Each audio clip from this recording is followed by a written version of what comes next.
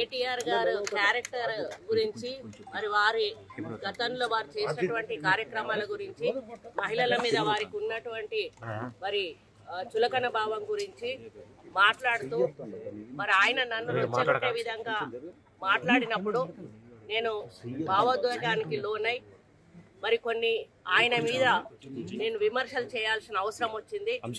ఆ సందర్భంలో నాకు ఇంకెవరి మీద కూడా వ్యక్తిగత ద్వేషం కానీ మరి వ్యక్తిగత కోపం కానీ లేదు.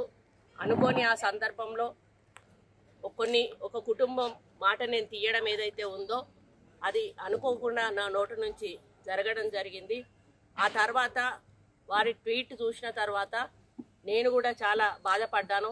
ఎందుకంటే ఏ విషయంలో నేనైతే బాధపడతా ఉన్నానో ఆ విషయంలో నేను ఇంకొకరిని నొప్పించాను అని తెలిసి రాత్రి వెంటనే మరి దాన్ని వెనక్కి తీసుకుంటూ నేను ట్వీట్ చేయడం జరిగింది.